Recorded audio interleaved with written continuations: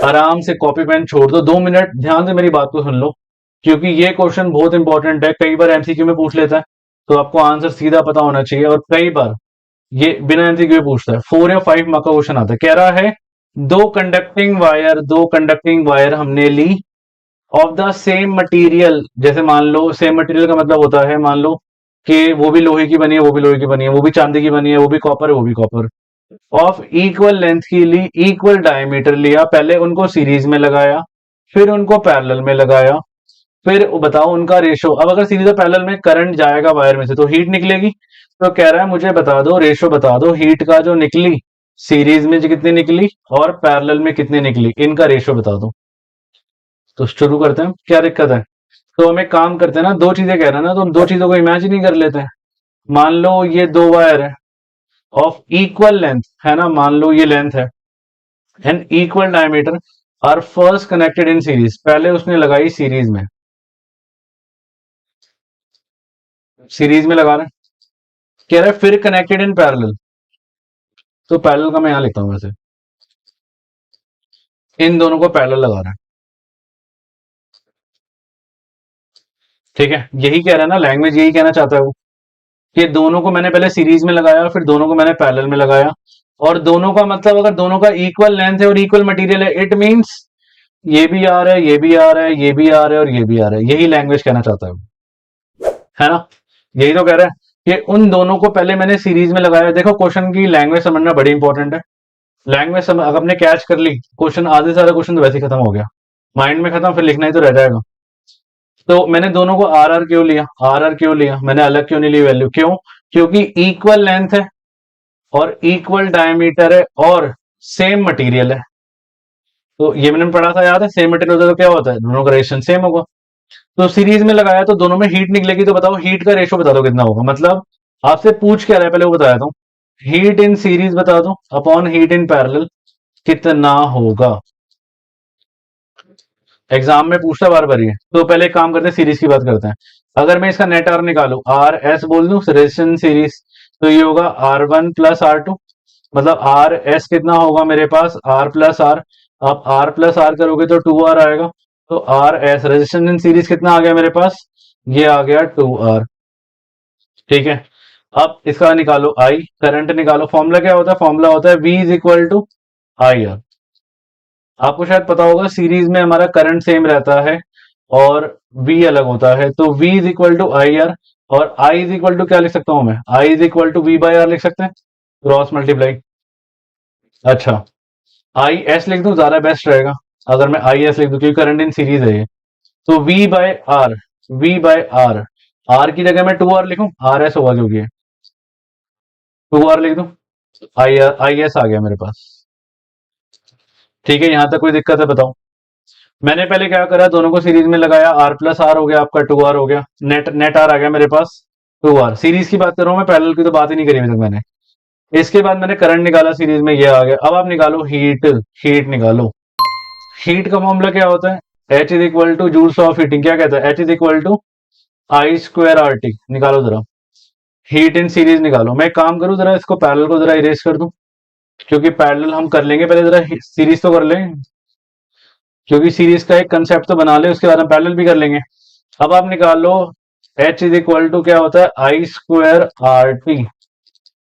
H S लिख दूं क्योंकि हीट इन सीरीज है ये, और आई एस और आर एस लिख दूं। टी एस मत लिखना, पता है क्यों, क्योंकि जिस टाइम के लिए वो करंट जाएगा उसी टाइम के लिए सीरीज और पैरेलल में सेम जा रहा है, वो टाइम सेम है।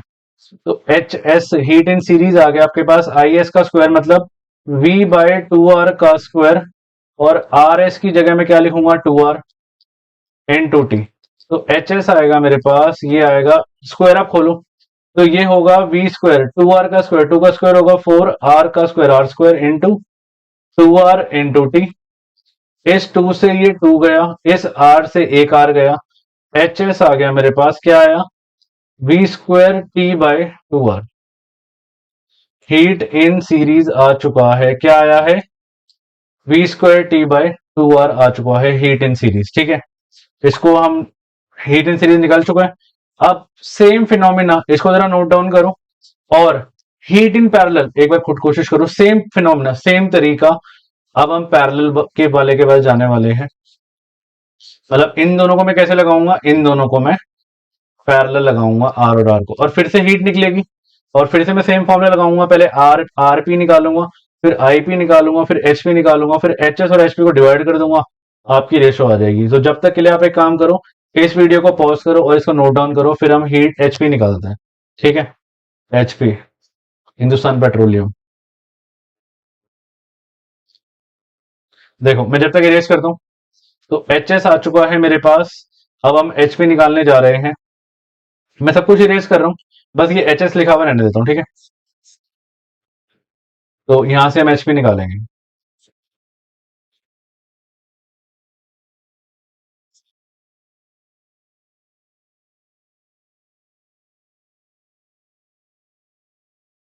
सिर्फ एच एस छोड़ेंगे हम, क्योंकि उसको डिवाइड करना है हमने एंड में, H S by H P करना है ना। सिर्फ एच एस छोड़ा है मैंने, ये देखो। अब एच पी निकालते हैं। एच पी निकालने के लिए मुझे ये सर्किट बनाना पड़ेगा यहाँ पे। एच पी है ना, ये दोनों आर और ये भी आर, कैसे है, पैरेलल में। तो अगर मैं नेट आर निकालू, वन अपॉन आर पी बोलूं, क्या होगा, one upon R one plus one upon R two. तो one upon R P, R one क्या है मेरे पास, आर है, और आर टू क्या है मेरे पास, आर है। वन अपॉन आर पी कितना आ गया मेरे पास, ये आ गया टू बाई आर, है ना, एलसीएम तो आर ही आएगा, वन प्लस वन, ये आएगा टू बाई आर आ गया। दोनों को रेसिप्रोकल करोगे तो आरपी आएगा मेरे पास, आर बाई टू आ गया। आरपी रेजिस्टेंस इन पैरेलल आ चुका है। अब भी ओम्स लॉ लगाओ। ओम्स लॉ क्या कहता है, जैसे लास्ट उसमें लगाया था सीरीज में, है ना। ओम्स लॉ लगाओ और ये लिखो v इज इक्वल, अगर आपको आ चुका है, समझ आ चुकी है बात, तो इसको जरा पॉज करो, खुद एक बार सॉल्व करो और मुझे कमेंट सेक्शन में बताओ कि आपसे हो रहा है क्वेश्चन ये। ओम्स लॉ लगाओ, v is equal to I R और I is equal to V by R, है ना। आई पी बोल दो, ज्यादा बेस्ट रहेगा, और आर पी बोल दो, आई पी निकल जाएगा, I P. V by R P, V by R P की जगह मैं आर बाय टू लिख दूं, आर बाय टू। और जैसे हम बचपन में करते थे, अभी आपको सिखाई थी ये चीज, है ना। क्या करेंगे, V divide R by two. जब आप डिवाइड को मल्टीप्लाई में कन्वर्ट करोगे तो वी रेसिप्रोकल होगा टू बाय आर, तो ये आएगा टू वी बाय आर। ये आएगा आपके पास टू वी बाय आर आएगा। आईपी आ गया, आरपी आ गया। अब एचपी का फॉर्मूला लगा दो। एचपी क्या होता है, एचपी होता है हिंदुस्तान पेट्रोलियम, नहीं यार, एचपी मतलब हीट इन पैरेलल। और एचपी का फॉर्मूला मैंने क्या बताया था, एचपी था क्या, आई स्क्वायर आर टी, मतलब I square IP square RP square T. HP, IP कितना है मेरे पास, टू वी अपॉन आर का स्क्वायर। आरपी कितना है मेरे पास, आरपी मैंने ये निकाला, आर अपॉन, सॉरी ये मैंने इज इक्वल टू लगा दिया, इनटू आएगा। आरपी की जगह मैं क्या लिखूंगा, आरपी की जगह में लिखूंगा R by two into T. ठीक है, इसको भी जरा इरेज कर देते हैं, एच एस को इरेज नहीं करेंगे क्योंकि इसको तो डिवाइड करना है हमने। एच पी आ गया मेरे पास, इसको हम ब्रैकेट को खोलें, एच पी आ गया टू वी का स्क्वायर मतलब four V square upon R square into R by two into T. Two से टू गया, आर से एक आर गया, तो एच पी आ गया मेरे पास, कितना आ गया, H P two V square T by R. बस। अब इसको नोट कर लो। और H S upon H P, video को पॉज करो और जरा मुझे निकाल के बताओ कि आपसे निकल रहा है। सिंपल सी मैथ से है, तो मुझे पता है आप लोग मैथ में बहुत इंटेलिजेंट हो, है ना।